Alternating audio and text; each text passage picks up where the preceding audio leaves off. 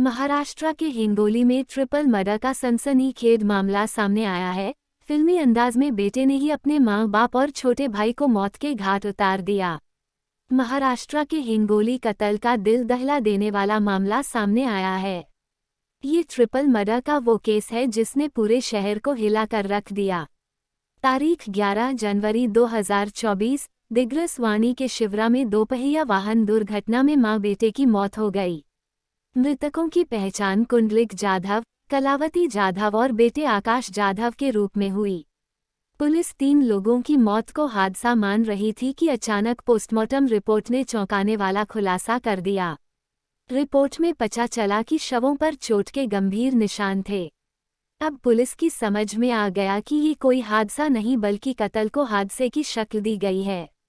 Police ने जांच शुरू की तो सबसे पहले शक की सुई महेंद्र जाधव पर ही गई, क्योंकि उसी ने रिश्तेदारों को पहला कॉल कर बताया था कि परिजन गायब हैं। पुलिस ने महेंद्र जाधव से पूछताछ शुरू की लेकिन कोई सुराग नहीं मिला।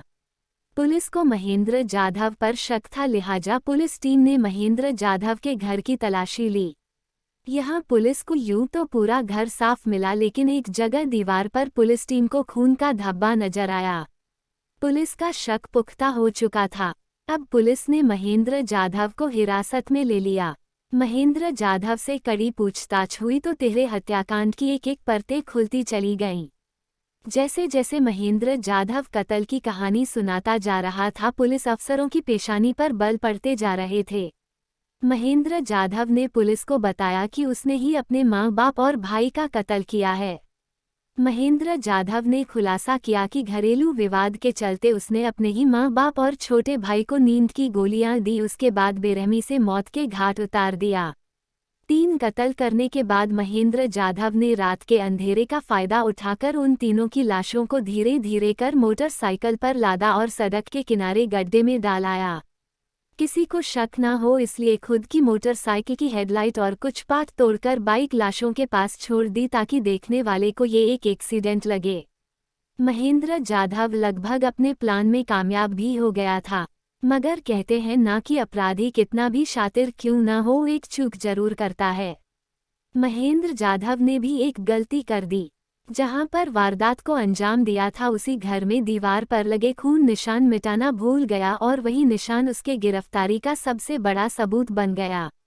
महेंद्र जाधव ने पुलिस को बताया कि हत्या करने से पहले उसने 5 बार दृश्यम फिल्म और कई बार क्राइम पेट्रोल सीरियल के एपिसोड देखे थे।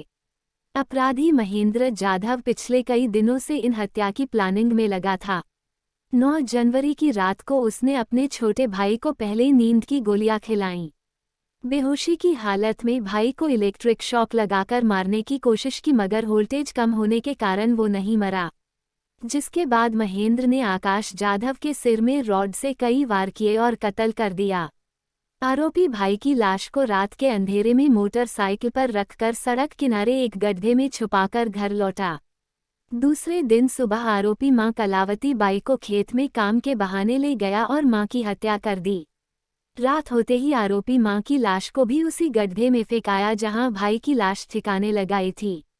अब उसे अपने बाप को ठिकाने लगाना था।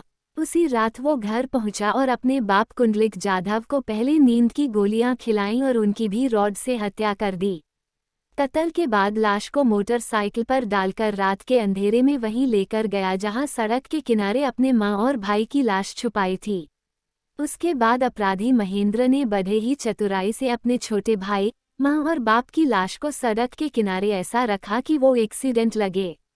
घटना के थोड़ी देर बाद महेंद्र ने अपने रिश्तेदारों को फोन लगाकर कहा कि भाई आकाश बाबा और मां को अस्पताल लेकर गया और अब तक वापस नहीं लौटा है। उसके बाद उसी ने ही रिश्तेदारों को खबर दी कि मां बाप भाई का एक्सीडेंट हो गया है, उनकी मौत हो चुकी है। आरोपी महेंद्र ने पुलिस को बताया कि उसे घर वाले पैसे नहीं देते थे। पैसे मांगने पर उसे ताने मारते थे।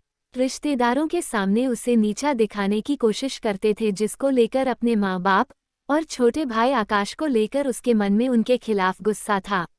यही वजह थी कि उसने तीनों के कत्ल की साजिश रची। आरोपी ने पुलिस को बताया कि तीनों का खून करने की पूरी प्लानिंग उसने दृश्यम और क्राइम पेट्रोल देखकर बनाई थी। पुलिस ने महेंद्र से पूछा कि वो अकेले ही उन तीनों की लाशों को सड़क के किनारे कैसे लेकर गया। महेंद्र ने पुलिस को बाकायदा डेमो करके दिखाया तो पुलिस भी दंग रह गई।